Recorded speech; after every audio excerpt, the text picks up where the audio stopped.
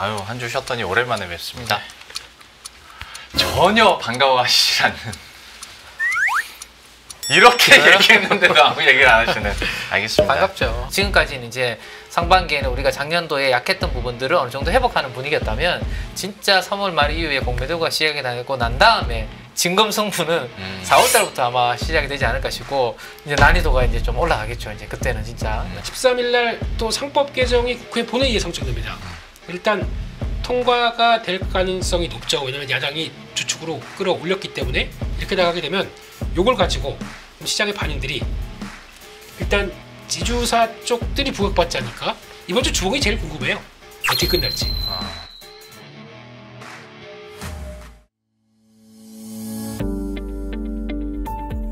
국내 증시에 대한 투자 전략 업데이트 이 두 분과 해보도록 하겠습니다. 레몬리서치 김민수 대표, KB증권 프라임클럽의 민재기 팀장과 함께합니다. 어서 오십시오. 안녕하세요. 예, 아유, 한 주 쉬었더니 오랜만에 뵙습니다.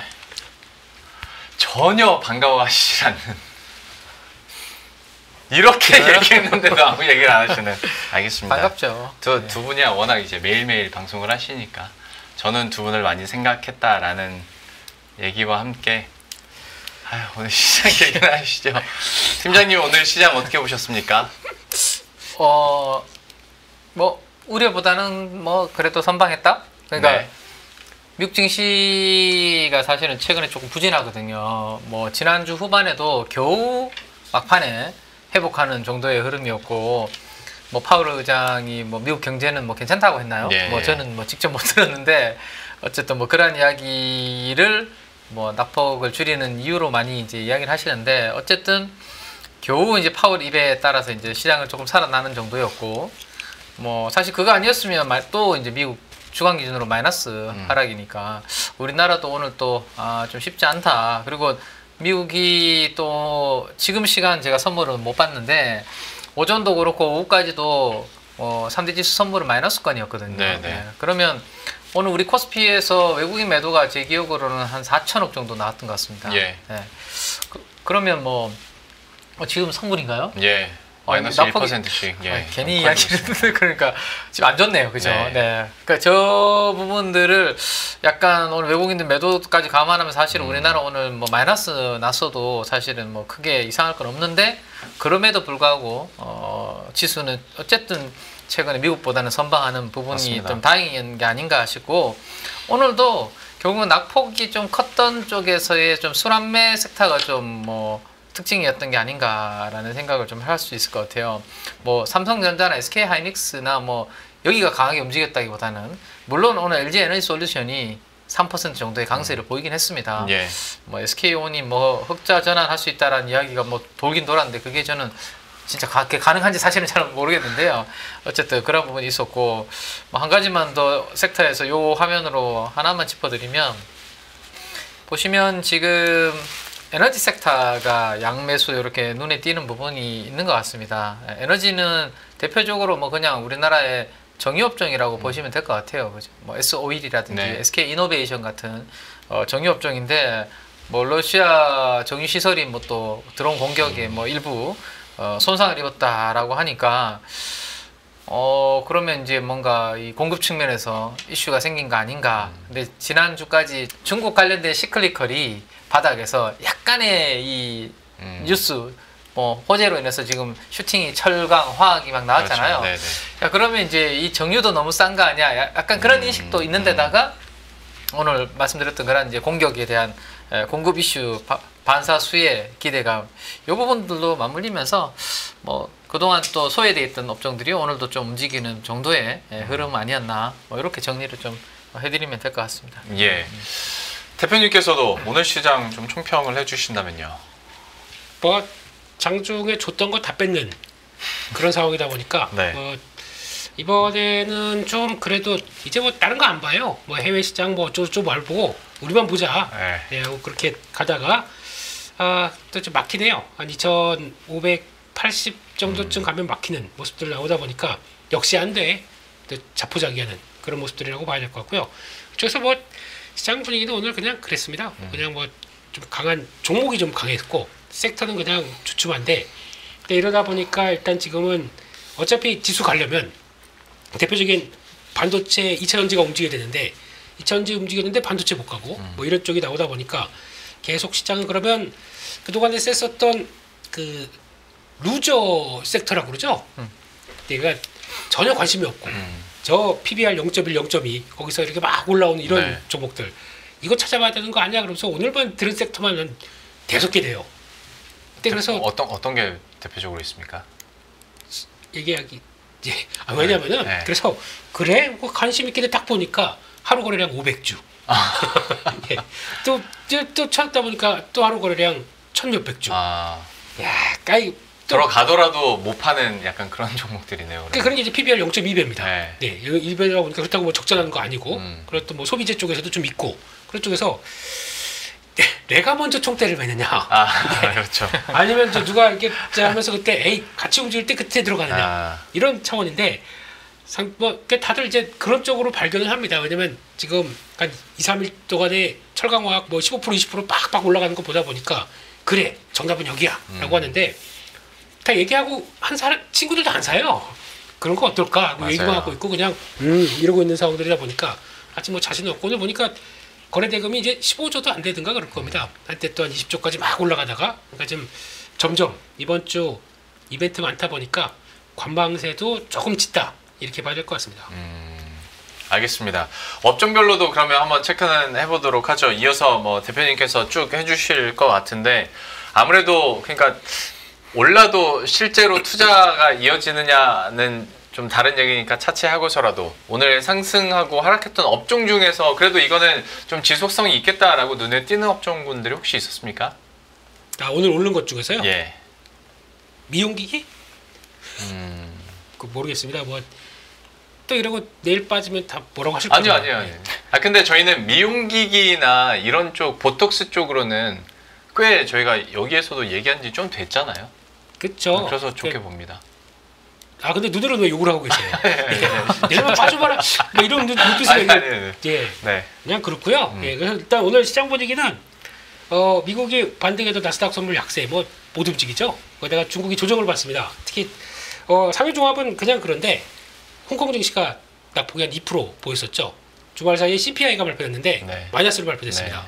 0.7인가 마이너스로 나왔는데 이렇게 되면은 지금 물가를 한 2%대까지 끌어올려서 부양을 막 하려고 하는데 부양에 대한 게 지금 뭐 아직 표 없네 이런 쪽이다 보니까 그게 약간 좀 조정의 빌미가 됐다고 봐야 될 것 같고 알리바바 주가를 보다 보니까 쌍곡 이것이 돈 떨리면 쌍곡가예요 이러고 있거든요. 그래서 요거 받쳐줘야 되는데 그래야 이제 뭐 하나 그 테크주 그래도 살아있는 거는 또 가지 않나 이렇게 봐야 될 것 같은데 그것도 봐야 될 것 같고 이벤트 이번 주에 개인적으로는 한국 이벤트가 더 많습니다 이번 주에. 맞아요. 네, 그래서 또 보다 보니까 뭐 이건 뭐 그냥 정치적 얘기 전혀 아닙니다. 예. 근데 뭐 대통령 탄핵 찬성 비율 뭐 베팅 사이트가 있잖아요 그거. 네. 네. 참 급반등이 돼 있네요. 네. 뭐 그러다 보니까 모르겠어요. 이거는 뭐 어떻게 표정 관리 잘 하시고요. 이런 얘기할 때. 이건 어떻게 봐야 될지 모르겠는 상황들인데요. 네. 정치적인 거 말고 그런 사이트에서 혹시나 그렇게 생각을 하고 있다 한쪽으로도 보다 보니까 빠르면 뭐 이번 주 중반에 나올 수도 있겠다라고 결정이 나오다 보니까 그런 것들도 변동성이 하나로 나올 수 있겠다는 쪽들 오늘 좀 이따 한번 더 정리를 하겠습니다. 예. 그런데 선물 매수가 지금 매도가 강합니다 지금. 네. 그러니까 지금까지 누적 매도가 강하다 보니까 이거 좀 청산을 시키려는 움직임이 나오는데 이런 때 맞춰가지고 이번 주에 선물 옵션 동시만기이 있거든요. 이렇게 되면은 이거를 그냥 롤오버를 하느냐 아니면 좀 청산을 시키면서 움직이느냐 예. 그거에 따라서 오늘 이번 주 분위기가 바뀔 수 있습니다. 그것도 일단 봐야 될 것 같고 그래서 현물은 여전히 매도하고 있다 이런 쪽으로 봐야 될 것 같고 강세업종은 우리 팀장님 말씀하셨듯이 정유주 그냥 강했고 그러니까 이것도 그거예요. 약간 경기 민감인데 안 간 종목이잖아요. 네. 그렇게 되면 갈 수 있겠구나 이런 쪽으로 나오고 있고 인터넷은 뭐 또 카카오는 뭐 가는 길 가는 것 같고 네. 사료주도 이것도 그러니까 미국에서 요즘에 계란 파동이 나온다면서요? 근데 다르대요. 미국 계란하고 네. 한국 계란하고 다르대요. 뭐가요? 예? 뭐가 다르대요? 계란 맛하고 성분이 다르대요. 그 미국 가셨을 때 드셔보시고 차이 있었습니까? 전 잘 모르겠습니다. 네. 오리알 드신 거 아니에요? 아니 한 번 잠깐 가봐서 계란이 다른 것까지 제가 느낄 겨를은 없었습니다. 좀 살아야 알죠 뭐. 네. 뭐 잠깐. 외모는 사신 것 같은데 좀 네. 아니세요? 아니요. 아, 죄송합니다. 제가 물어볼 때 물어봤었는데 죄송합니다. 예. 그러다 보니까 네.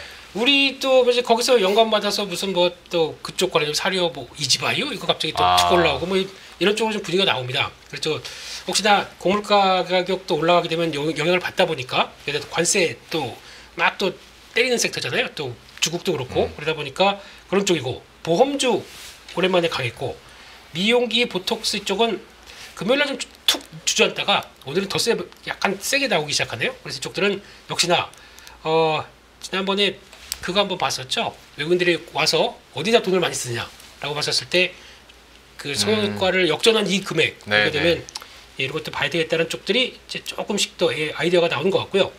약세 쪽은 조선 철강 엔터 철강 뭐 화학도 약하긴 약했는데 근데 화학은 오늘 약간 2천원지가 올라가다 보니까 조금 고민하는 분위기였고 그런 쪽에서 보게 되면 그렇다고 이게 약세지만 추세가 무너졌느냐 무너지진 않았습니다. 그런 쪽에서 버티고는 있는데 그러면 다음으로 가려고 버티든지 아니면 또 그냥 추세가 깨지든지 이거는 또 봐야 될 것 같아서 언제든지 살아날 수는 있다. 왜냐면 워낙 낮은 밸류 가지고 배팅이 들어왔기 때문에 그런 쪽에서 엔터는 왜 JYP가 아무튼 그렇습니다. 네. 예, 그런 쪽으로 분위기를 바꿨다고 봐야 될 것 같습니다. 예, 오늘 뭐 장 초반에 급락이 나왔어도 엔터까지 있는 얘기해 주셨고 하락업종 중에서 뭐 저희가 거의 매부 얘기를 하고 있는 것 같긴 한데 하락업종 중에 조선 업종은 팀장님 조선 업종에 대한 현 시점에서의 투자 의견은 좀 어느 쪽이세요? 조선 업종이요. 예. 저는 그 오늘 뭐 이제 증권사에서 사실은 되게 이제 그 인덱스 리포트 긴 게 나왔거든요. 네. 그 제목이 조선사보다는 엔진이라는 예. 리포트가 나왔습니다. 거기에 저는 이제 100% 공감을 하고 있고 우리 이제 우리 방송에서도 조선사 입장에서는 이제 좀 주가 밸류에이션이 그렇게 만만치는 그렇죠. 않다라는 네. 말씀을 드렸고 대신에 이제 기자재 관련된 기업들은 아직까지도 밸류가 싼 종목들이 워낙 이제 몇 년 동안 고생했고 구조조정했고 남아있는 공급할 수 있는 기자재 공급할 수 있는 회사가 별로 없다 보니까 뭐 조선소들이 먼저 저 주가 달리는 사이에 아직 기자재들은 이제 그렇게 이제 발굴이 안 된 기업들이 있기 때문에 네. 상대적으로 이제 싼 기업들이 있다라는 말씀을 드렸는데 오늘 이제 엔진에 대한 이야기를 이제 리포트가 나왔는데 사실은 엔진도 안 오른 건 아니거든요. 네, 엔진이 하나 엔진인가? 제 기억으로는 하나 엔진 같은 경우가 자산 가치 기준으로 PBR 밸류에이션이 한 4-5배, 6배 뭐 요 사이가 돼요. 그러면 PBR이 그렇다라는 것은 사실 되게 싼 느낌은 아니잖아요. 예, 그래서 이 조선 사보다 기자재가 이제 싼 기업들이 많은 건 맞는데 좀 취사 선택이 좀 잘 필요한 게 아닌가라는 생각이 들고 제가 지난주에 이제 약간 그런 말씀을 드린 적이 있습니다. 수요일인가 제가 그 우리나라 조선소도 있지만 우리나라 바로 옆에 일본의 조선소도 있다. 네. 그래서 미국이 지금 가려고 하는 방향에 있어서 무조건 다 우리가 수혜를 보고 받는다라고 생각하는 것은 너무 좀 앞서 나가는 부분이다. 우리나라가 보안이라든지 이런 부분들이 잘 갖춰져 있으면 미국이 하나씩 한번 줘볼 것이고 그래서 뭐 MRO부터 해서 그죠? 네, 좀 특별히 문제가 없으면 이제 진짜 이제 뭐 중요한 군함들 있죠. 이런 것까지 이제 나올 수 있는데 아직은 우리가 거기까지 이제 가본 건 아니고 기대감이 있는 상황이거든요. 예. 근데 이제 만약에 그게 아니라 일본 쪽으로 뭐 이게 나눠진다든지 하면 일본의 이제 밸류에이션을 상대적으로 이제 글로벌 이제 조선이라는 섹터를 투자하는 펀드 매니저들 입장에서는 비교를 하게 되거든요. 일본의 조선소랑 일본에 있는 엔진 회사랑 네. 우리나라에 있는 조선주랑 우리나라에 있는 엔진 기업들하고 이제 상대 비교를 하게 됐을 때 밸류가 이거는 그렇게 뭐 조금 만만치 않은데 라는 생각이 들면 포트폴리오 차원에서 우리나라 기업보다는 또 일본의 조선주나 조선 엔진 관련된 기업들을 또 이 트레이딩 할 수 있는 부분도 생기거든요. 그래서 저는 이제 상대 밸류에이션을 조금 이제는 우리가 좀 해볼 필요는 있다. 우리나라가 과연 뭐 바로 옆에 있는 일본 대비 중국이야 사실은 뭐 뭐 어떻게 할 수가 없죠 투자를. 네. 굳이 걔네들은 뭐 투자할 필요는 없을 거고 일본과 이 트레이딩에 대한 이제 비교가 저는 되지 않을까 싶고 그래서 조선주는 지금 구간에서는 신규로 들어가는 입장에서는 뭐 그렇게 공격적으로 들어갈 위치 아닌 것 같고요. 가지고 계신 분들은 이 사이클이 아직까지는 이게 뭐 어디까지 갈지는 지금 알 수 없는 구간이기 때문에 뭐 급하게 내리기보다는 어쨌든 뭐 굵직굵직한 이벤트가 나와서 한 번씩 슈팅이 나오거나 할 때 비중을 조금 줄이는 그런 부분이 좋을 것 같고 그 외에는 아직까지는 이제 뭐 기자재 쪽 중심으로 좀 보시는 게 저는 맞지 않을까. 뭐 조선과 조선 기자재는 약간 그런 관점으로 생각을 하고 있습니다. 예, 조선 섹터에 대해서는 좀 고민하시는 분들이 많으실 것 같아서 하락 업종 중에서도 조선만 꼭 집어서 좀 팀장님께 추가로 한번 여쭤봤고요. 그리고 이제 대표님께서 그 미국 투자 지표 체크해야 된다라고 얘기를 해주셨다던데 이거는 구체적으로 어떤 내용입니까? 산다 그렇던데요. 네. 볼게요. 요즘 미국에 대해서 고민이 많으실 것 같습니다. 네, 그럼 지금 나오는 지표를 쭉 보게 되면 지금이 이게 저점 매수를 해야 될지 팔아야 될지 네. 아니면 지금이라도 팔아야 될지 네. 뭐 이제 여러 가지 도움을 줄 수 있는 지표들이 좀 보여주다 보니까 예. 그거 몇 개 한번 체크해 보게 되면요. 일단 많이 보는 게 그거죠. 공포의 탐욕 지수. 네, 이게 지금 20인데 약간 미국 선물까지 반영한다 그러면 19입니다. 지금요. 그렇게 되다 보니까 극단적 공포 쪽에 들어와 있다 그러면은 저희가 하는 방법이 있습니다. 네, 그 정도까지 들어왔으면은 바이놀자면 괜찮다라고 하는데 요 15, 19 요 사이가 지난번에 그 전에 급락했다 돌아갔던 그 약간 쌍바닥 자리쯤 돼요. 수치로만 네. 보게 되면 여기가 더 이탈하느냐 뭐 그런 것도 남아 있겠는데 그러니까 요거만 본다라고 하게 되면 그냥 일단 그냥 저점권이구나라고 생각할 수 있겠죠. 예. 네, 이게 일단 중요한 것 같고 두 번째 보게 되면 지난주 금요일 날 나왔던 지표랑 같이 생각해봤을 때 S&P 500 ETF 스파이라고 그러죠. 네, 이걸 볼 때 풋옵션 거래량이 역사상 세 번째를 찍었습니다.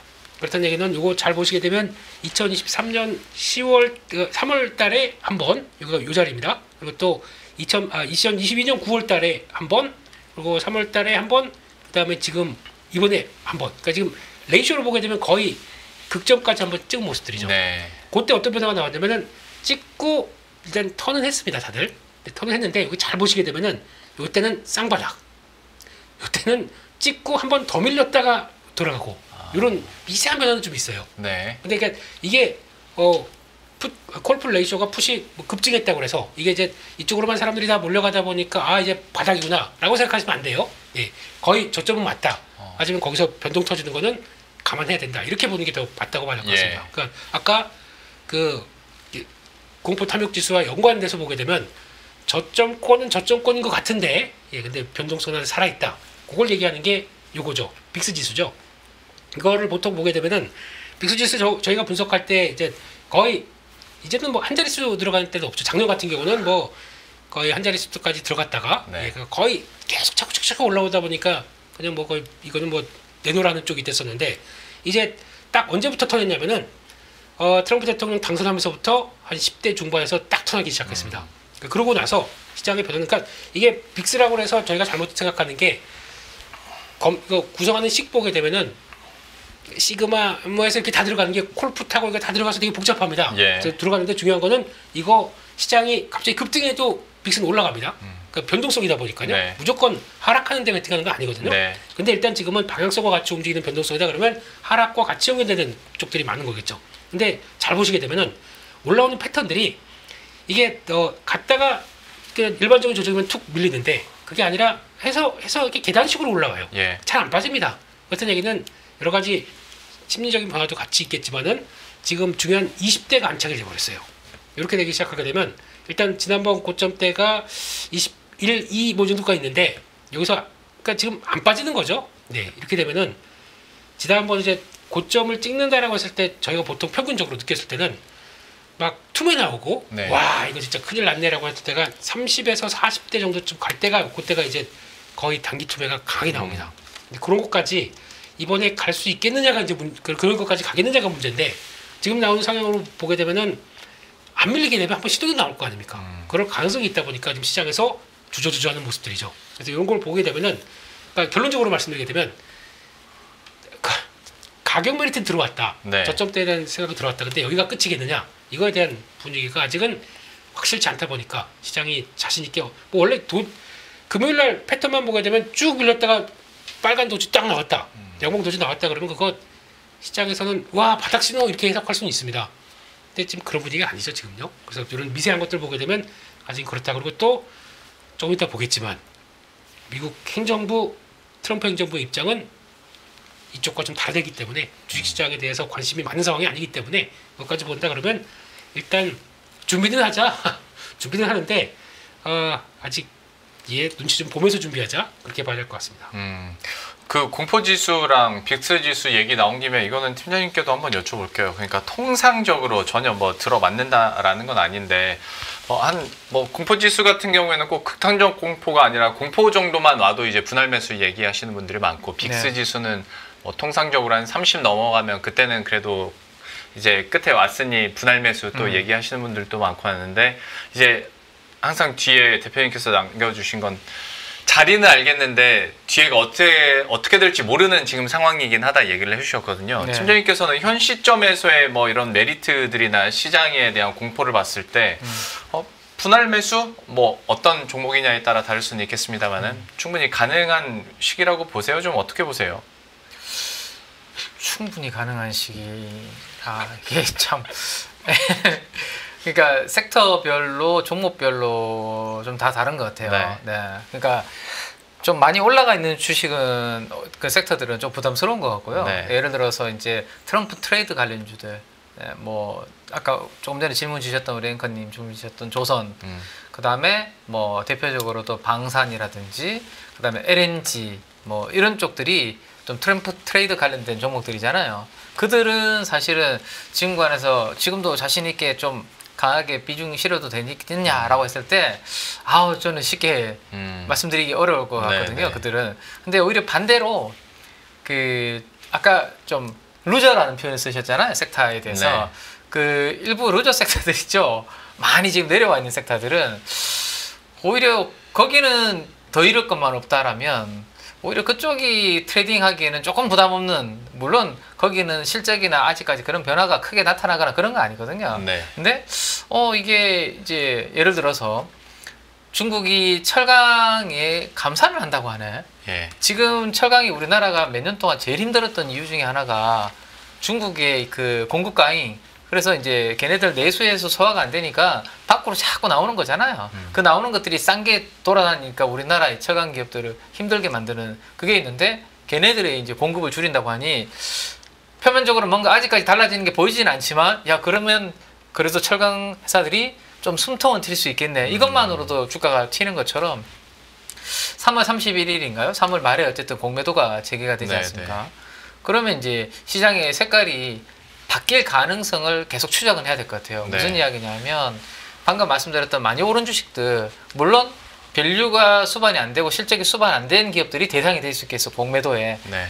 이 특정 기업을 말씀드리는 게 맞는지 모르겠지만 뭐 이런 표현은 대표님께서 잘 쓰실 것 같은데요. 무지개 로봇 같은 이렇게 잘 쓰시잖아요. 좀 예쁘게 잘 쓰시잖아요. 예. 그게 예쁜 거예요? 아닌가요? 예. 무지개. 아니요, 대표님은 처음에는 그렇게 말하다가 본인이 답답해서 그냥 정말 해버리십니까? 말씀하시죠. 그래서 얘기시키지 마세요. 더 이상 얘기시키지 마세요. 예. 그 레인보우 같은 경우가 예. 사실은 그 기업이 주가가 빠져야 된다 이런 이야기가 아니라 3월 말 이후로 공매도 대상이 될 것들이 어떤 게 되느냐라는 것을 봤을 때 이거 숫자 대비해서 너무 밸류에이션이 계산하기가 어려운 기업들이 있잖아요.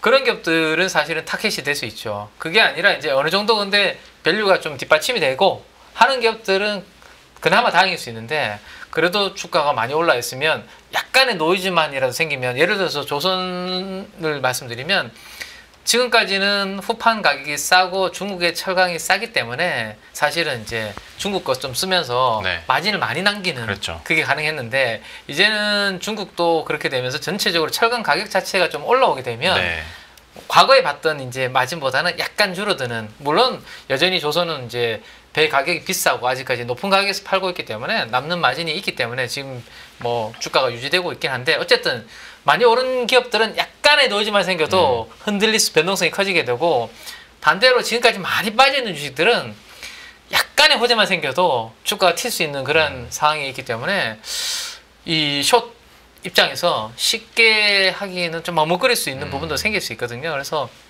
저는 이제 4월 말부터가 사실은 원래 우리나라 시장의 본격적인 이제 우리 선수분들 같은 경우는 게임이 시작이 되지 않을까. 지금까지는 이제 상반기에는 우리가 작년도에 약했던 부분들을 어느 정도 회복하는 분위기였다면 진짜 3월 말 이후에 공매도가 시작이 되고 난 다음에 진검승부는 4월 달부터 아마 시작이 되지 않을까 싶고 이제 난이도가 이제 좀 올라가겠죠. 이제 그때는 진짜. 네.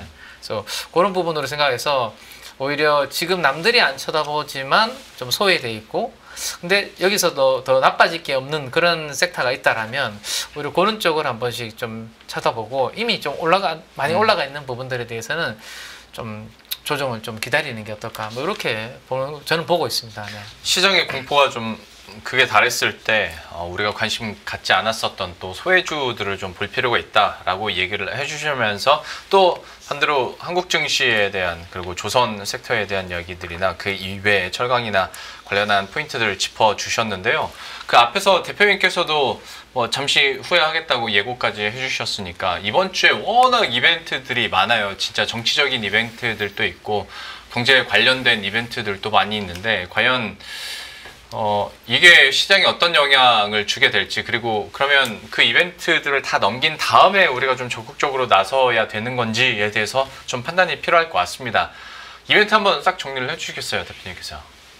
이번 주에 변동성 키울 수 있는 요인들을 일단 보게 되면은 이제 물가 지표는 솔직히 이번에 그렇게 크게 영향을 안 끼칠 것 같아요. 느낌상으로. 예전에 저희 CPI 나올 때마다 그때 9시 반이었죠? 네, 그때마다 네. 이거 보고 있었는데 네. 예, 그거는 예전만큼 영향력이 별로 없는 것 같습니다.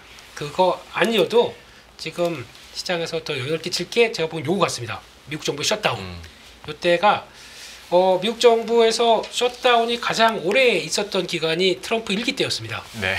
그때 가뜩이나 중국 때린다라고 해서 주가 위축됐었는데 이 얘기 나오고 추가로 충격 나와서 한 달 넘게 갔던 걸로 기억하고 있는데 그러다 보니까 2기 때 이거 제대로 잘 못하게 되면은 또 걱정이 이제 쌓이는 거죠. 이번에 지난 12월 말에 들어갔던 임시 예산안이 3월 14일, 15일까지 통과돼야 됩니다. 네. 14일까지가 마감이니까 이번 주 금요일이죠. 이때 임시 예산안이 통과되든가 아니면 9월 달에 본 회계안이 통과되든가 둘 중에 하나가 돼야 되는데 지금 나온 예산안 가지고 민주당 의원 3명인가 7명인가 하여튼 동의가 필요하다고 하더라고요.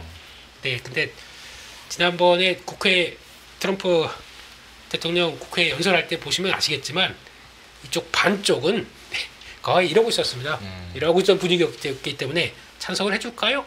이걸 잘 모르겠어요. 그러다 보니까 약간 그냥 먼저 사서 걱정하는 거죠 지금요. 네, 그래서 이런 것들도 변동을 키우는 요인이 될 수 있다 보니까 봐야 될 것 같고 또 CPI나 PPI는 제가 보기에는 PPI가 더 중요할 것 같아요 이번에는. 네. CPI는 일단 뭐 시장 분위기는 약간 지난 1월 달에서 2월 달까지 이렇게 탁 터냈다가 예. 이번에는 살짝 좀 내려가는 맞습니다. 쪽으로 생각을 하고 있습니다. 예. 근데 그거보다 PPI가 더 중요한데 그나마 그래도 유가가 좀 빠져서 좀 그나마 좀 도움이 될까 뭐 이런 생각도 하는데 이거는 이제 또 가봐야 되겠죠. 그래서 약간 살짝 낮아진다는 쪽의 분위기는 보고 있고 그런 쪽에서 낮아지게 되면 연준이 출동할 텐데 연준이 출동하는 조건은 뭔가 안 좋아야 출동할 거 아닙니까? 네. 그거는 또 이제 추가적으로 이제 변수는 또 체크해야 될 것 같고 한국 얘기입니다. 일단 한국에서 주중에 헌법재판소 대통령 탄핵 결정이 이제 나올 걸로 보여지고 있는데 그게 뭐가 우리한테 증시에 유리할 거냐 이건 모르겠습니다. 이거는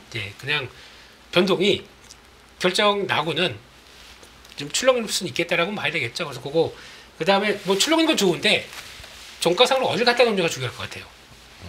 그게 이제 또 체크해야 될 저희 그냥 정치적인 것을 떠나서 시장만 보게 되면 그게 제일 중요한 것 같고 그때가 그러니까 주 중반 이유가 다 몰려 있어요. 지금 이것도 CPI도 13일 날로 연결돼 있고 13일 날이 또 한국 선물옵션 동시 만기입니다. 네. 근데 지금 외국인들이 현물 계속 팔고 선물로 매도로 쭉 들어왔다가 이런 자리에서 선물옵션 동시 만기 들어온다. 이것도 조금 애매한 부분이죠. 거기다가 또 끝나고 나게 되면 그 다음 날 14일 날은 그 KRX 정기 변경이 있습니다. 그러다 보니까 이번에 정기 변경이 그 소형주에서 중형주로 올라온 종목들 중에서 한 22개 종목이 있는데 그중에서 눈에 띄는 종목들이 좀 있어요. 예. 근데 그게 이제 패시브가 좀 연결돼서 더더가 들어올 것인지 그것도 한번 보셨으면 좋겠고, 그다음에 13일 날 또 상법 개정이 국회 본회의에 상정됩니다. 일단 통과가 될 가능성이 높죠. 왜냐하면 야당이 주축으로 끌어올렸기 때문에 이렇게 나가게 되면 요걸 가지고 시장의 반응들이 일단 지주사 쪽들이 부각받지 않을까라고 보는데, 물론 상정되고 대통령 권한대행 가게 되면 거부할 가능성이 높죠. 그렇기 때문에 그 사일이라고 하더라도 통과가 됐다는 데 의미가 있다라고 하게 되면 그런 것들 있죠. 뭐 하나는 그냥 써놨고요. 요즘 가장 센 지주사다 보니까. 오늘 하나 급등한 게 뭐 저거랑 엮여 있는 겁니까 그러면? 아니면 그냥 요즘 한화니까 오른 겁니까? 야구 잘해라 이런 의미로. 좀 이따가 야구 시즌입니다. 네. 야구마저 잘하면 좋겠다 이런 네. 쪽으로. 그리고 LS는 이번에 좀 논란이 있었던 지난주에 네, 예. 종목을 만한 일들을 좀 깜짝 놀랐죠. 예, 버렸다 보니까 상법 개정 통과되면은 중복 상장 이런 거 이제 주주의 가치를 더 챙긴다 그러면 이거 못하지 않겠느냐, 그러면 오히려 급반등이 나올 수 있겠죠. 반대로 해석하다 보니까 그러면 그럴 가능성도 있는데, 그러니까 그동안 약간 좀 더 시장에서 쟤는 왜 이렇게 관리를 안 해? 라고 했던 지주사나 이런 쪽들은 이것도 PBR 따져보세요. 다 0.2, 0.3 네. 여기서 왔다 갔다 하는 종목들 많거든요. 그러니까 이런 것도 소외다. 그러면 하나 모멘텀 던져주게 되면 움직일 수 있나 이런 것도 좀 봐야 되겠죠. 근데 그런 걸 떠나서 일단 주 중반 이후에 여러 가지 이슈가 또 많다 보니까 이걸 가지고 또 시장이 어떻게 반응할지도 이번 주 주봉이 제일 궁금해요. 어떻게 끝날지. 그렇습니다.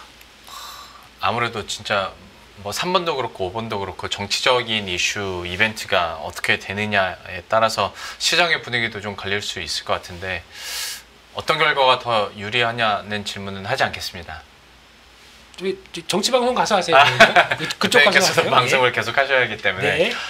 하진 않겠지만, 이번 주에 만약에 이벤트가 실제로 일어난다면 어떻게 끝날지도 한번 주봉이 궁금하다라는 얘기를 해주셨고, 또 한 가지 중에 하나가 미국이 지금 뭐 디톡스 기간이 올 것이다 뭐 이런 얘기를 한 게 저는 처음에는 무슨 말인가 했었거든요. 그거 얘기 좀 해주세요. 네. 건강상식 디톡스 ABC 주스. 아니, 그거 아니잖아요. 그거 아닙니다. 그거 아닌 거는 네. 뻔히 알고 있습니다. 네. 뭘 얘기를 못 던져요. 예. 일단 요거부터 잠깐 보고 가시죠. 이게 아까 얘기 드리다가 만 건데, 트럼프 1.0 시대와 2.0 시대, 이거를 그냥 주가 로그로 약간 비교해서 그려보게 되면 예. 이렇게 나온답니다. 거의 유사하죠 지금요. 네. 근데 일단 들어오고 그 다음에 실망감 꺾이면 당연히, 그러니까 뭐 기대를 막 했다가 기대감 꺾이면 당연히 이렇게 나옵니다. 어떻게 기간도 비슷하네요. 비슷하죠. 네. 그래서 의례적으로 나오는 조정이다라고 볼 수 있는 국면입니다. 여기까지는 거의 비슷해요. 예. 근데 그렇다고 하더라도 여기서 좀 더 밀려요. 퍼센트로 보게 되면 좀 더 밀리는 부분이 있기 뭐 때문에 똑같이 가진 않을 거잖아요, 근데.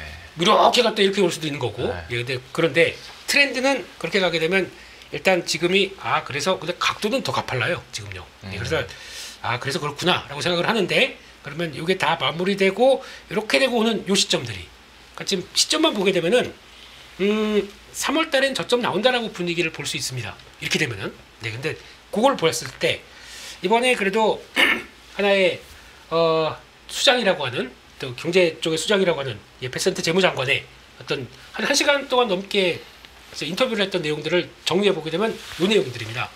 쉽게 얘기하게 되면 바이든 정부 때 너무 돈을 많이 풀었기 때문에 그거 우리가 지금 다 치우고 있다. 그렇기 때문에 이럴 때는 정부 지출, 공공 지출이 너무 컸기 때문에 디톡스가 필요하다. 이 얘기를 한마디로 딱 했거든요. 그게 무슨 얘기냐면은 바이든 정부 때는 돈을 막 풀어서 IRA건 뭐건 간에 보조금 준다 이런 식으로 해서 다 부흥을 일으켰습니다. 그러다 보니까 거기서 물가도 자연스럽게 강하게 움직였던 변화가 나왔겠죠. 그런 것들을 이제 트럼프 행정부가 딱 받다 보니까 어떤 현상이 나오냐면, 그러면 이자에 치여 죽겠어요. 지금. 그러면 이자를 또 하기 위해서는 채권을 또 발행해야 되는데 그거 제대로 안 되게 되면 또 금리는 급등하고 뭐 이런 현상이 나올 거 아닙니까? 예. 그러니까 의도적으로 금리를 떨어뜨릴 떨어뜨리려고. 필요가 있습니다. 예, 그만큼 그러면 약간 우리 경제 안 좋다 시그널들이 계속 나오기 시작해야 그게 이제 그렇게 진행되는 과정이겠죠. 그러니까 지금 나오는 금리가 하락하는 기조를 자연스러운 과정, 오히려 뒤로는 좀 부추기는 유도하는? 과정, 예, 그런 과정으로 보고 있죠. 그래서 경제가 좀 흔들리고 있다. 그래서 이런 얘기를 자꾸 쓰고 있어요. 살짝. 그렇다는 얘기는 금리는 이제 떨어진다는 쪽에 대한 분위기를 보고 어느 정도쯤 되게 되면 금리 하락하게 되고 물가도 안정하고 근데 경제적으로 고용이나 이런 것들이 약간 좀 위축되는 신호가 나온다 그러면은 자 이제 트럼프 대통령이 전화하겠죠. 바로 파월 자 준비되지 않았니? 뭐 이런 식으로 그렇게 될 가능성이 되게 되면 그 기간들이 필요하겠죠. 게다가 제일 중요한 게 이렇게 되는 과정 쪽에서 시장 하락 이번에 관심 없다 뭐 이런 얘기들. 그러니까 이 결과는 자산 시장 그러니까 계속 뭐 트럼프 대통령은 비즈니스맨이다 보니까 주식을 많이 관심 있다라고 하는데 그런 거 없다. 지금은 그냥 누군가를 희생한다는 쪽의 표현도 많이 나오더라고요. 그렇게 나오기 때문에 이런 뉴스를 본다고 하면은 지금 당장 여기서 뭐 변화가 주가가 빠졌다고 정부에서 뭘 기대하지 마라. 그리고 또 지금 가장 중요한 것은 이게 지난 정부 때는 정부 지출이 과다했었고 지금은 정리해서 줄여가는 과정입니다. 유동성으로 보게 되면 축소가 되는 과정이겠죠. 네. 그러니까 유동성이 늘리는 시장으로 떠난다 그러면 당연히 중국이나 유럽으로 가는 거고 그게 아니면은 미국은 이제 좀 그런 쪽으로 바라봤을 때는 시장에서 오히려 주식 팔고 채권 사야지 채권으로 올라가다 보니까 금리 빠지고 이런 현상이 나오는 거죠. 그런 쪽을 한마디로 좀 정리를 했던 것 같고 여기서 주요 코멘트가 그겁니다. 4개 했던 것 중에서 가장 많이 나왔던 얘기가 금리 얘기 나왔고 두 번째가 관세입니다. 관세에 대해서 그냥 한번 때리고 그냥 끝나는 이런 쪽으로 보지 마라. 우리는 관세는 우리 정부의 하나의 모토다. 뭐 이런 식으로 모토? 명분? 뭐 이런 식으로 얘기를 했기 때문에 이거는 염두를 하고 일단 봐야 될 것 같습니다. 지금 트럼프 행정부 기조나 유도하는 방향이 저쪽인데 파월이 나와서 전반적으로 다 안정적이다라고 얘기를 했으니 얼마나 마음에 안 들었을까라는 생각도 하지만 처음부터 마음에 안 들었. 처음부터 마음에 안 들어하긴 했었죠. 한번 또 중앙은행 그러니까 연준 입장에서도 반응을 할지는 한번 지켜는 보도록 하겠습니다. 여러 가지 자료를 잘 준비해 주셨는데 이번 주 일정부터 또 중국 정부의 스탠스까지 살펴볼 수 있었고요. 뉴스 관련해서 종목별 투자 의견 한번 들어보도록 하겠습니다. 방산주 잠깐 보도록 할 텐데 이제 9조 원 규모의 K2전차 폴란드 2차 수출 계약이 빠르면 다음 달에 체결될 수 있다라는 뉴스가 나오면서 다시 한번 관심을 가졌고 방산주에 대해서는 또 여러모로 할 얘기가 좀 많을 것 같습니다. 관련해서 이거는 팀장님께서 한번 정리를 해주시죠. 네, 어쨌든 방산이 기대감으로 지금 많이 올라가고 있거든요. 좀 오늘 새벽인가요? 머스크가 또 그런 이야기를 합니다. 미국이 유럽을 지켜주는 건 안 된다. 나토 탈퇴해라. 이런 이야기를 하고 있는데 사실 그런 부분들로 인해서 그 머스크에 대한 인식이 유럽에서 별로 최근 안 좋죠. 네. 그러면서 지금 테슬라의 전기차 차량의 판매가 고전하는 게 유럽이랑 네. 중국에서도 고전하면서 주가도 260달러인가요? 최근에 거기까지 지금 떨어져 있는 그런 상황이고 본인은 그런 것들을 알고 그렇게 이야기하는지 모르겠는데 주주분들은 참 지금 속 탈 것 같습니다. 네. 아무튼 그래서 지금 방위비 관련된 부분들이 유럽도 이제 스스로 지켜야 된다라는 부분 때문에 난리가 난 상황인데 9종 규모의 K2 전차 폴란드 관련돼서는 이거 나오면 단기적으로 또 세론이 될 수 있습니다. 우리 항상 그렇지 않습니까? 국내 시장 같은 경우는 미리 이제 기대감으로 올랐다가 막상 좋은 뉴스가 딱 나오면 그때 또 단기 고점이 될 가능성이 있거든요. 그래서 요 뉴스가 이미 나오고 있고 그러면 조만간에 무슨 계약이 있겠네라는 생각에 트레이딩 하는 건 좋은데 혹시나 그 뉴스가 나왔을 때 단기적으로 이제 또 약간의 차익 실현이 나올 수 있다라는 부분들은 좀 염두는 좀 해두셔야 될 것 같고 주말에 계속 폴란드 대통령이 우리나라 방산 기업들 하나하나 거론하면서 되게 칭찬이라고 해야 되나? 너무 좋다라는 이야기를 해준 게 계속 이슈가 되고 있지 않습니까? 그렇죠? 그래서 지금 유럽이 줄 무기가 없다라는 게 현실이고 그다음에 한국에서 우리가 하는 이유는 몇 달 만에 배송해 주기 때문이다. 이런 이야기들을 하면서 우리나라가 사실은 배송은 또 최고 아닙니까? 배달의 민족이니까. 네. 요즘 CJ 대한통운인가요? 아니, 죄송합니다. 네. 진심으로 하신 말씀이셨구나. 저는 진심으로 CJ 대한통운. CJ 대한통운 광고 보면 오네라는 광고가 있습니다. 네네. 이거 오네 하면서 저는 진짜 말씀드리는데 네. 아무튼 배송 이야기를 가장 강점으로 또 이야기한다는 게 잘 빨리 만들고 그죠? AS까지도 납기도 빨리 되고 잘 된다라는 거죠. 왜냐하면 유럽의 선진국들한테 무기 받으려고 기다려봤자 하세월인 거죠. 네. 예.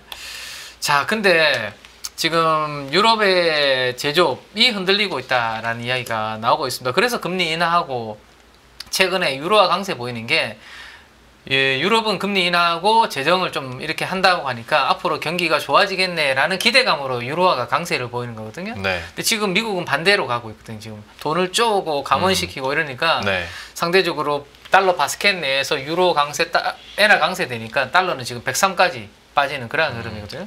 그래서 지금 유로 기대감은 있는데 막상 이거 그림이 뭐냐면 2018년부터 2023년도까지 산업용 전기요금의 변화율입니다.